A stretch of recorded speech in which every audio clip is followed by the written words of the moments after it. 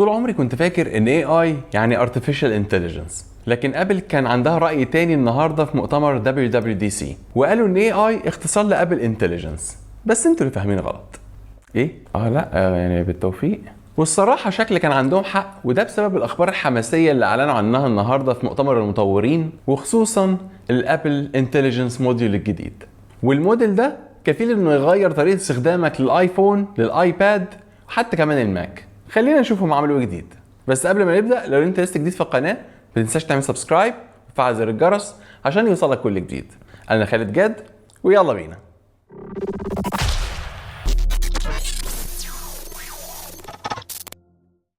ابل انتليجنس مش مجرد AI اسيستنت، ده موديل مصمم عشان يفهمك ويفهم روتين حياتك اليومي، وده عشان يخلي المهام اليومية بتاعتك اسهل واسرع وامتع.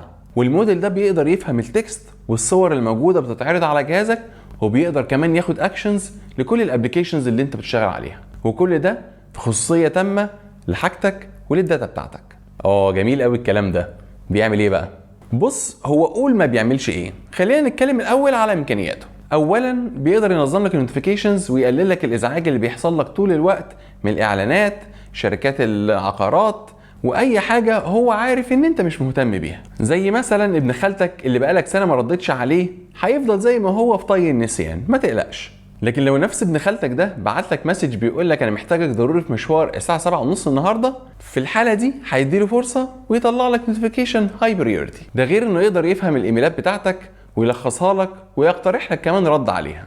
ولو انت حتى كاتب ايميل ممكن تطلب منه ان هو يراجعه لك من حيث الجرامر والكتابه وكل حاجه. طب يا خالد، الكلام ده الجي بي تي بيعمله بقاله اكتر من سنه، ايه الجديد يعني؟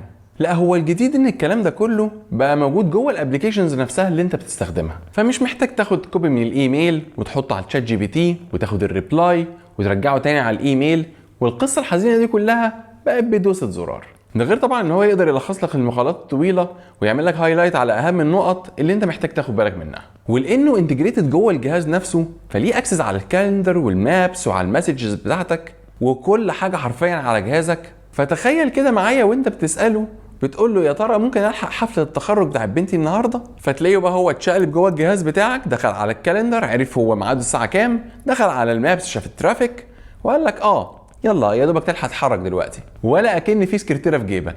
ويلا بينا نشوف هم عملوا ايه جديد في الصور. كلنا بنحب واحنا بنعمل شاتنج مع حد نبعت له صوره، نبعت له ستيكر، ايموجي، عشان يعني الكلام يحلو. فابل طبعا يعز عليها انها تسيبك تقعد تدور على الصور اللي انت محتاجها علشان تعبر عن الموقف اللي انت فيه، فقالت تعمل لك الصور بنفسها.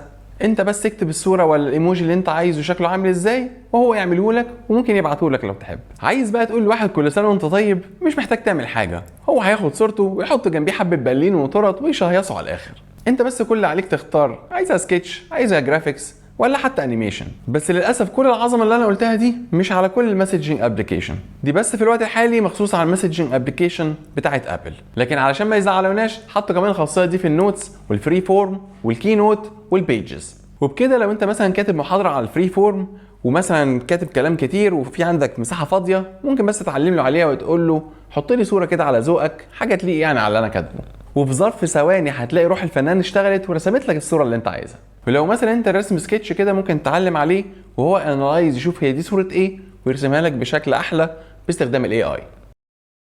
الصراحه ابل انتليجنس ما وقفتش هنا، تحس انه حرفيا عايش معاك. يعني مثلا ممكن تقول له صاحبي محمد بعت لي فايل كده الاسبوع اللي فات، ممكن تفتحه كده وتقول لي هو كان كاتب ايه.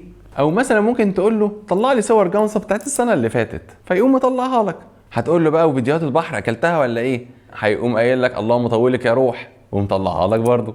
بغض النظر بقى عن القلش، بس هي صراحه حاجه عظيمه ان هو بيتفاعل مع الابلكيشن، وبالتالي هيخلي حياتك اسهل وتعاملك مع الموبايل هيكون امتع. او مثلا في النص كده تفتكر ان مامتك راجعه من السفر النهارده وتقول له هي ماما راجعه امتى، هوب يدخل بقى على المسجز والايميلات وبتاع ويبدا يشوف انت كانت قايله لك ايه وكنت بتقول لها ايه، وفي الاخر هيرد عليك يقول لك مثلا دي راجعه النهارده الساعه 10. بعدها مثلا هتساله طب هو احنا هنتغدى فين، فهيرد عليك يقول لك انت هتغدوا في المكان الفلاني الساعه كذا. هتقول له تمام، حط لي الكلام ده في الكالندر. وسيري بقى ما نسووش من التحديثات، عملوا تحديثات رهيبه. دلوقتي سيري بقى انتجريتد معاه الشات جي بي تي، فبقى يقدر يرد على اسئله معقده ويقدر يتكلم معاك زي ما انا بتكلم معاك دلوقتي كده بالظبط. والردود بقى بتاعته مش رد عادي، دي بتبقى مبنيه عن الداتا اللي يعرفها عنك. وبما انه برضو انتجريتد في كل حاجه في موبايلك، فبرضو تقدر تطلب منه تقول له مثلا انا مراتي كانت بعتالي عنوان مطعم فتح جديد جنبنا، ممكن تضيف العنوان بتاعه في الكونتاكتس عندي، فيقوم ضايفه بالسهوله دي. وعلشان المزايا الرهيبه دي ما تقتصرش بس على الابلكيشنز بتاعت ابل، فابل ادت الصلاحيه للمطورين هم كمان علشان يستخدموا المزايا بتاعت ابل انتليجنس في الابلكيشنز بتاعتهم، وبكده هيقدم لنا تجربه استخدام هايله لكل اجهزه ابل وكل البرامج اللي شغاله عليها. طبعا مع كل الخزعبلات اللي انت قاعد تسمعها دي هتحس ان انت بقيت في الشارع، كل الداتا بتاعتك وصورك وكل حاجه بقت على الانترنت وبقت لا ما تقلقش. ابل الصراحه احلى حاجه فيهم موضوع الاهتمام بالبرايفسي بتاعت اليوزرز بتاعتها، والابل انتليجنس ده بالذات مهتمين بيه جدا جدا، لان ببساطه كل اللي احنا اتكلمنا عليه ده بيتم جوه الانترنال بروسيسور بتاع الجهاز نفسه، فولا بيحتاج يطلع حاجه على كلاود ولا يبعتها لاي ثيرد بارتي ابلكيشن. وده طبعا بفضل الانتجريشن العظيم اللي مش هتلاقيه في اي شركه تانية ما بين السوفت وير والهاردوير. وطبعا الفيتشرز دي كلها شغاله على البروسيسورز الجديده من ابل، بدايه من ال A17 برو لحد البروسيسور الرهيب الام 4 الجديد. لكن لو الابل انتليجنس حست ان الريكوست بتاعك او التاسك هيحتاج بروسيسنج باور اعلى من البروسيسور الانترنال الموجود عندك في جهازك، في الحاله دي بس هيحتاج ان هو يطلع جزء من الداتا اللي هو محتاجها فقط لحاجه اسمها برايفت كلاود كومبيوت.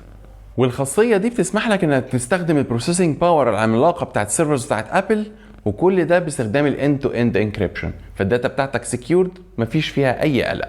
وبالرغم من كده هو ما بيبعتش كل الداتا بتاعتك، بيبعت بس الحاجات اللي هو محتاج يشتغل عليها، والحاجات دي مش بتتسجل على سيرفرات ابل ولا حتى ابل ليهم اكسس عليها. وبس كده، ده كان كل حاجه معايا في حلقه النهارده بخصوص الابل انتليجنس. لو عايزين نتكلم على بقيه التحديثات اللي جت في المؤتمر اكتبوا لي في التعليقات، ولو عندكم اي اسئله واستفسارات اكتبوها لي برضه عشان اجاوبكم عليها. وما تنساش تعمل لايك للحلقه دي وتشيرها لاصحابك عشان يستفادوا هم كمان. سلام.